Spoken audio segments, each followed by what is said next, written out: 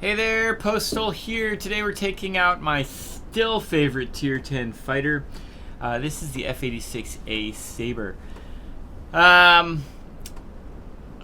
there's just something about this plane. I know it is or can be a frustrating line for quite a lot of people. But I think it's a very, very satisfying Tier 10 for sure. This plane is incredibly well balanced, and that's what it uses to make up for its relatively, we're not even gonna say relatively, for its weak gunfire. This definitely has the weakest of the guns at Tier 10. You still have 50 caliber machine guns, like you did all the way through the tiers. But because you've got the weakest guns, you've got definitely the best, no arguments, best airframe at Tier 10. And what do I mean by that? Well, the Mustang line, P-51s were always, that's an altitude fighter. And, the Sabre is definitely an altitude fighter as well. You have, if not, I think you've got the second best altitude performance at this tier, behind the MiG-15. So it's definitely something that you want to take advantage of. It's definitely a positive thing.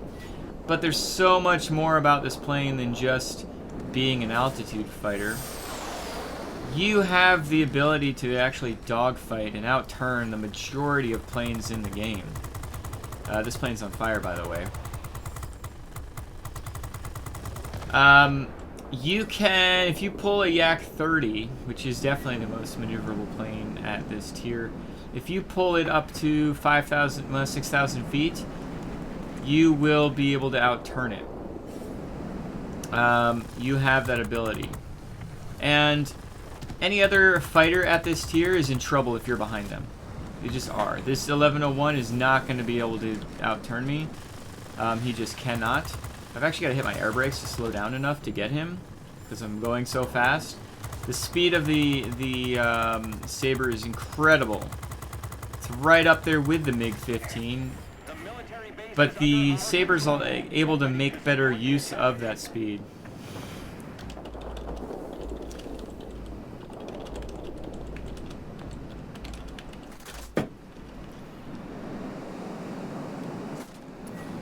Let's see if we can get this ground attacker. So, the 1101 is actually going to be the scariest plane that you have to go against. But the fact of the matter is, if you're paying attention to your map, you've got the better airframe. You can outspeed, you can outturn, you can out-altitude an 1101. The 1101 has guns for days. By the way, I set that plane on fire. Because you've got awesome guns in the 1101. That's why it's such a scary plane. It can kill you, it can kill any fighter in one pass. And as such, set that plane on fire. As such, if you're not paying attention to the map, you're definitely going to be hurting by the time, the 1101 does a pass on you. Like I'm about to right now. I'm showing you, and not that I want to be showing you, but I'm definitely showing you the wrong way to be playing an F-86. Totally not paying attention to the map. Hitting my air brakes here. He's knocked out my engine. He somehow shot me? Obviously has Marksman 2 on his plane.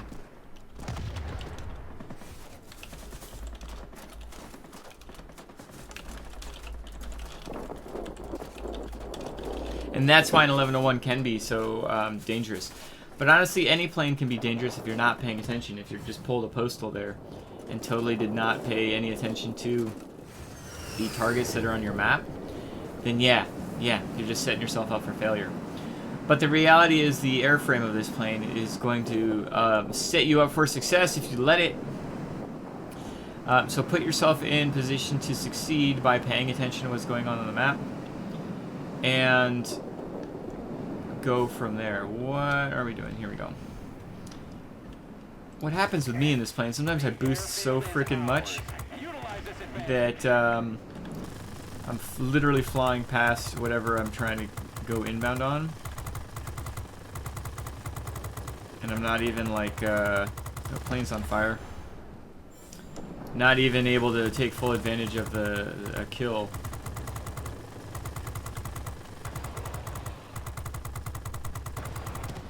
But literally, it's just going to be so difficult for some planes to get away from me.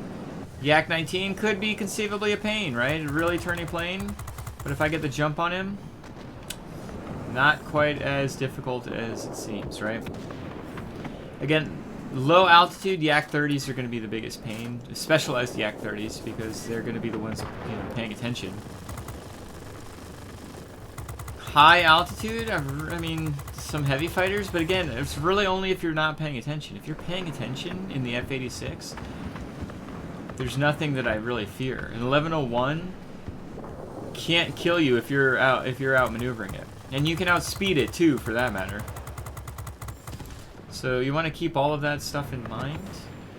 Honestly, anything can kill you, right? There's no doubt about that. Nobody's going to make that argument. But if you're paying attention, like this XF-90 could have easily killed me. But instead, now I've got my boost engaged. And I turn around and I poke in behind him. There's just not a lot he can do. His choice was to continue to go fast and not try to turn at all. As soon as he started turning, you know, the game was up as far as that was concerned. Got two bombers over here at pretty full health. I don't really like having to deal with two freaking bombers. This plane is not built, not good at taking on, or getting shot in the face, I guess I should say. You know, bombers are really good at shooting you in the face. So, yeah, I'm gonna try to avoid that mess. Try to get this guy just because I can do a single pass. Hello? Are any of my shots gonna land? We'll go ahead and pass him. A multi-roll over here. Yeah, I-215. Let's go ahead and take care of that. As long as I don't get shot in the butt.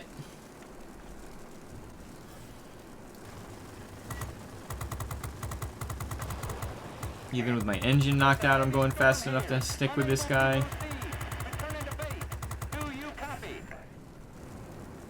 GA's over here. Gotta watch out for the MEP, right? This guy right here. He's coming right at me.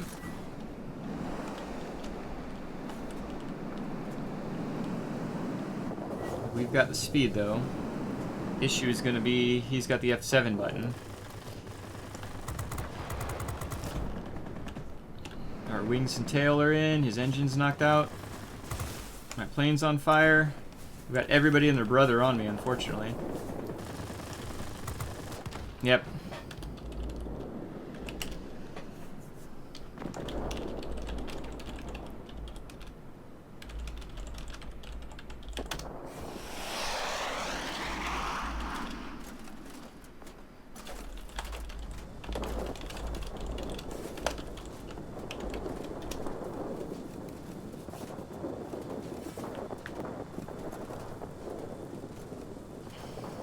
So, wasn't able to actually outduel the 1101 in this situation, but that's because I was in a situation where I was the only blue versus all those reds. He didn't actually kill me there. It was his friendlies that set me on fire. But, not too shabby of a battle. So this is actually a prime example of, you know, the differences between these two planes and why so many people love the 1101. And it's an outstanding plane. Like, no, he can't take away from what the 1101 can do. And definitely in a good pilot's hands. This guy, I've seen him before, but I haven't chatted with him too much previously. He outworked me there, right? In just the third engagement. So the first engagement, I popped on him before he knew I was there. Second engagement, he popped on me before I knew he was there. Third engagement, we both knew we were there, and he outplayed me. There's no like, you know, two ways about that. We were lucky enough to be having you know, enough capture points ahead of us, having enough of the entirety of the situation under control that it didn't lose us the battle. But the fact remains that the 1101 in this situation, I definitely got outplayed. So whenever I get outplayed, I try to think back, okay, what needed to be done in this situation? Specifically, the one-on-one engagements in this particular battle, for me to come out on top. And first and foremost, you don't want to go head on versus an 1101. You want to make sure that, because all that's going to do is you're going to get hit by a cannon. Especially if you're going against a specialized 1101, the pilot's probably got marksman 2. You don't even need to be inside the reticle to sometimes get those critical hits. They've maximized their sights and their overall abilities in the plane. You're sometimes just going to have situations where you get your tail or your wing knocked out and you're not even necessarily in their line of fire. That's just the way that RNG works in this game. So putting yourself in a head-on situation is just the worst thing that you can do when you're going against an 1101 or really any plane. The F-86 is going to excel as soon as it's not in front of the enemy plane. That enemy plane is dead, is really what it comes down to. If you do not get shot in the F-86, the rest of the interaction is good. They're going to be toast. I actually reached out to this guy, congratulated him and all that, but I also asked him, like, what's his airspeed? What's his maneuverability? In his airspeed and maneuverability, I've got 10 higher on both airspeed and maneuverability. So there's really no reason, at an airframe to airframe perspective, there's no reason that I shouldn't have come out on top in this situation. But I failed the initial engagement. I thought he was moving away and he was moving towards me, and that totally changed everything. As soon as that happened, he hit me, set me on fire, knocked out a wing, and at that point I'm just struggling to try to survive in the middle of a hornet's nest of enemy fighters as well, and that came out on the wrong end of it. So luckily we were able to win that, but this just shows you like what needs to be done when you're in the F-86. F-86 is a great pouncing plane, but if you're trying to do a head-on, of course you're going to lose a head-on. You've got the weaker guns. You do not have cannons that are going to be doing critical damage. You may have noticed all the planes that I was setting on fire there. And so in that kind of situation, you want to look and say, well, hey, look at, yeah, I might have gotten, not a lot of damage output, but setting those fires does the double damage, right? And so continuing to set fires can go a long way towards your plane's overall ability and your plane's overall impact in the battle. Let's try to do one more. Hey there, Postal here! So today we're taking out the F-86A. We're in kind of a funky matchup here, as you kind of sort of tend to get nowadays at Tier 10. But we've also got that mission going on, capture point mission. So a lot of people, I'm sure, are doing as much capturing as they possibly can. And so what are we doing here? We want to cover Phoenix Buster here. Get some people covering him. So we'll do that. We are going to, we're going to use this plane that I absolutely love. I cannot overstate just how much I enjoy this plane. Because it does a little bit of everything that I want it to do. The airframe really just sets it apart, in my opinion. I'm going too fast. This is a problem that I tend to have in this plane. Circle back around, and I'll still be going too fast. But that's okay, at least I've got some distance between me and this enemy. Something that not a lot of people are digging on this plane is its 50 cal machine guns. It's the thing that tends to get the biggest amount of focus. It's the thing that people complain about the most on the F-86, and for that matter, the majority of the P-51 line. Just not a lot of people are down with the 50 cal machine guns. It's understandable. It is nice having 20mm cannons or even 30mm cannons that are able to just take out chunk damage of enemies. Can't argue with how that feels. But that being said, having 50 cal machine guns means that the rest of the airframe is really, really going to have to be balanced to counteract the weaker guns. What does that mean? Well, that means your airspeed is off the charts great. You've got the second or maybe the third best airspeed at tier 10 for a fighter. Maneuverability. It's going to be off the charts good. You've got, again, the second or maybe third best maneuverability at this tier. And you still retain all the altitude performance that you had on the P-51 line. Set this plane on fire, so it should be dead soon anyway. So you get all that altitude performance. The fact of the matter is most people think of, you know, the P-51 and the F-86 as being altitude fighters, and guess what they are. But you see what I'm doing here against this Yak-19? See, Yak-19 is up above his altitude bracket, and as such, I'm able, if I can pay attention to him properly, I'm actually able to outmaneuver a Yak-19. Simply because, and he's on fire, simply because he's at the wrong altitude. I can retain my maneuverability no matter what altitude I'm at. Hello. Hello. I need to pay a damn bit of attention to the map. Good God, man. Set him on fire. Could use an engine. Set him on fire. Could be in trouble here. Nobody likes 30mm cannons anywhere on their person. Set him on fire, not that he needed to be. Let's go ahead and get this MiG-15. What the heck? How do we have complete control of the skies? They've got 2 ground attackers. Are those ground attackers not splitting up? They really should be splitting up. Whoopa!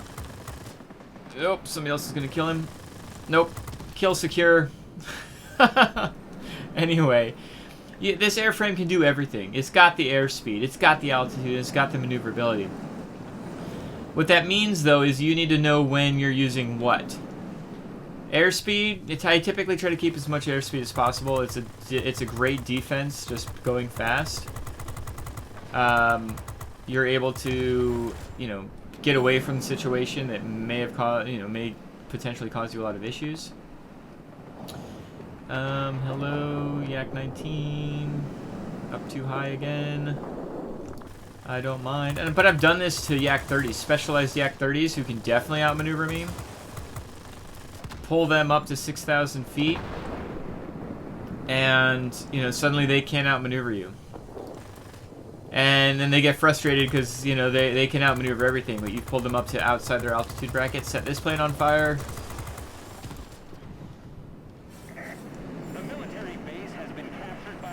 That's fine. They can capture military bases. I'm really not worried at this point. Our EF-131's doing some heavy lifting. We're up by a decent amount. I'm getting some cheeky easy kills here, but hey, who am I to argue? Yeah, see, their ground attackers are sticking together. The GAs really need to split up if they want a chance to win this. But who knows if they want a chance to win this. Let's go ahead and engage our boost. We're going to get up to 681 miles an hour. Feel free to convert that to kmh.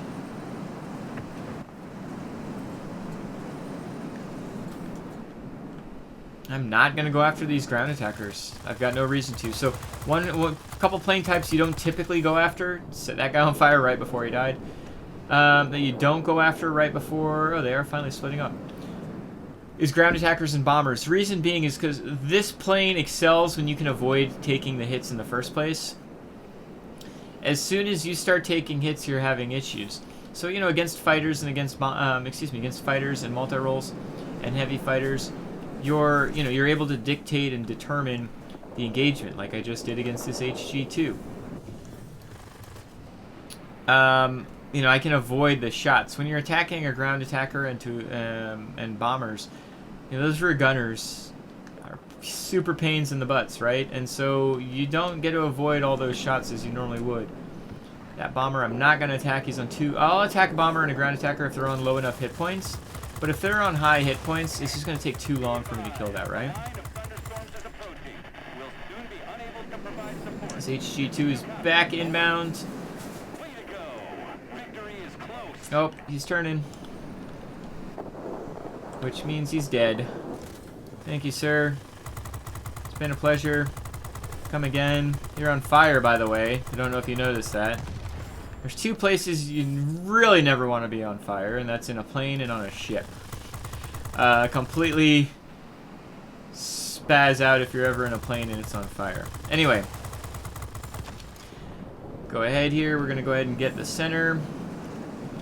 We've been playing pretty lackadaisical at this point, so let's go ahead and let's force the issue. We cannot support you any longer. The storm is too heavy. Set another plane on fire, because that's how this plane works. We've taken over the forward airfield. Nice work. Let's go ahead and use our boost. This HG2 might try to get away, but now that we've got our boost going, as long as we don't crash into the ground, we should be able to get him pretty substantially.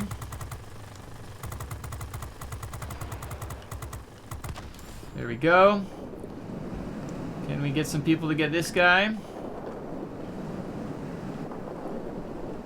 Maybe. He's not paying attention to us, so this might be a good time for us to attack him. He's got to worry about everything else that's behind him, and he's on relatively low health. There we go. Got this guy here we can get. The ground attacker's below us.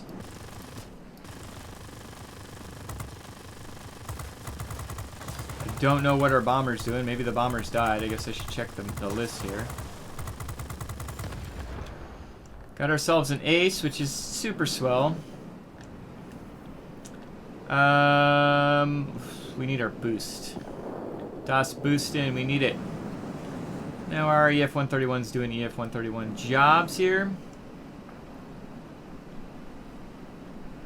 So we're just going to be moving over here to the center. There's a bomber directly above us, right? Actually, there's a bunch of stuff over here suddenly. Spiel's on kind of sort of low health.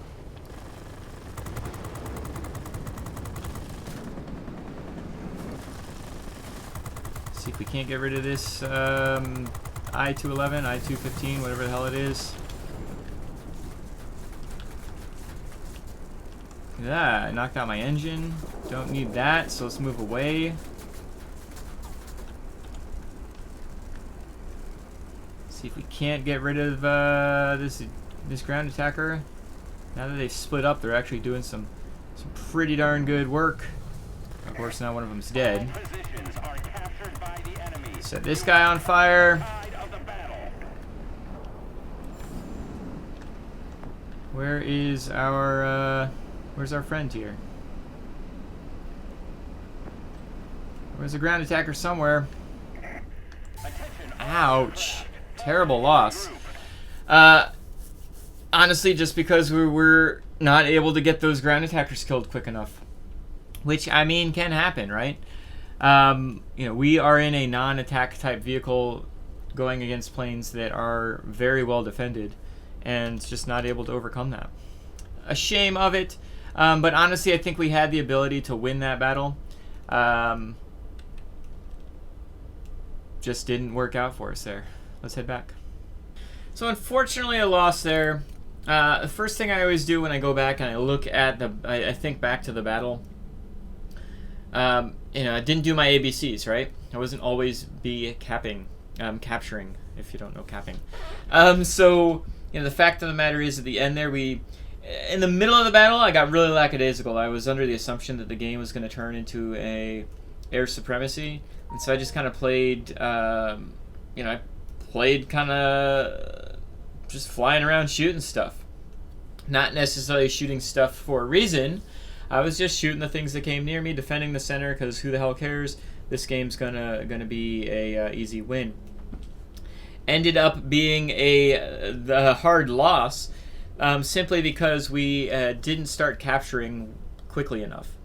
You know, and then it got to the end where I was like, well, now we need to kill all the enemy aircraft, and by then it was already too late. So, you know, I try to learn the lesson from every game, whether it's a win or a loss, and you know.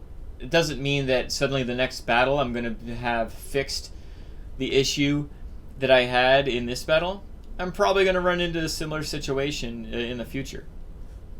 But if I keep being mindful of my you know, my impact on the battle, if I'm mindful of my lack of impact on the battle sometimes, which Even though I got an ace in this battle and 19,000 personal points and a Hero of the Sky, and God only knows what other friggin' medals I got, an Akamatsu, of course, because how could I not get an Akamatsu?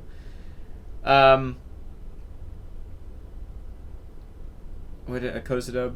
How did I not get a Marseille? Oh, because we didn't win. I'm an idiot. So, I get all these medals, but I still get the defeat. As chill as I try to be about the game, I am still trying to win. And so, yeah, it's awesome to get, all these different medals. But at the end of the day, I would have rather had the win. And so my thought process is, okay, what should I have done to win the game? I probably should have hung out. Well, first and foremost, I should have, made sure that I was paying more attention to the flow of the battle. When I saw that the enemy ground attackers started splitting up, I should have immediately gone into actual game mode, because now they're definitely going to have an advantage on us if they're capturing two different sectors at once instead of capturing the same exact sector every time. But I didn't flip that switch. Then even later in the battle, when the squall line hit, I wasn't capturing sectors at that point. In fact, I kept getting to the sectors after they captured them, so I was completely useless other than killing their aircraft. I was not going, I wasn't playing for the win at that point. I should have stayed at the garrison, flipped it back, then moved to the military base, helped flip it back, and then moved to the center. I was trying to not lose the military base. Failed at that. I was trying to not lose the center, and guess what? I failed at that too. And those two failed defense stands completely. It took me out of the battle and gave them the win. And so if I take a step back and say, okay, I should have been moving somewhere else where I could have been attacking, not defending. ABC, always be capturing. And, I should have had that mentality. So, yeah, got a bunch of medals, got a bunch of badges, got a bunch of other crap. Got a good amount of capture points, I guess, in this event that I just started this morning. I think this is my 4th battle this morning. And so, it's bittersweet. I'm not going to do anything in this thing. I don't have enough time to just sit and play all day. I don't even know how long it's going for, the whole mission. Anyway, my point is, I didn't go to sectors to cap, and because I didn't go to sectors to cap, we didn't cap, and because we didn't cap, we lost. I had an EF-131 that wasn't able to do the capturing as quickly as probably he would have liked at the end there, and certainly wasn't capturing as much as I would have liked him to. But you can't ever sit back and say, okay, I can 100% rely on my friendly. He did awesome. I'm not going to take anything away from him, right?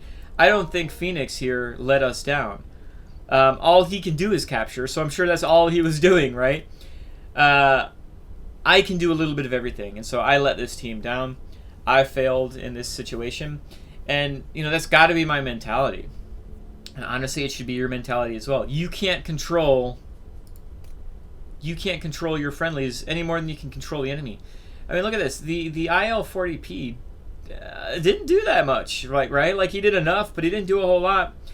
And the 1102B did a lot, but the combination of these two, compared to what we did, they should have lost. And so, at the end of the battle, if they had lost, like, this guy could have been bitching about this guy here. But that wouldn't have been the right thing to do either. Even if we had won, that would not have been the right step. The fact remains, every single one of you can only control you. Yeah, you can give suggestions to the bots. Yeah, you can put stuff in the chat to help, maybe get the friendlies going to where you want them to go, where you think it's most viable. But at the end of the day, it's their decision to go to the sector they think is most viable. And at the end of the day, they might not listen or might not be paying attention or might not care. And they might just want to hang out in the center. And so it's up to you as an individual to determine what's the best course of action for you and your plane to win the battle. And I didn't do that in this battle. And you have to do that. I have to do that to make sure that I'm taking the proper steps to winning battles. It's why I'm not at an 80% win rate. I'm probably not even at 66 anymore. I think that's kind of where I capped off. I think the highest I ever had on NA was 67% maybe. But I know I could be a lot higher if I was listening to myself. I am 66.38. If I was listening to myself, and taking into account my own feedback more consistently, I would have a better win rate. It's just, overcoming that, getting to the point where I can be mindful of the flow of the game in the middle of the game, not waiting till after the game, and that will help my win rate.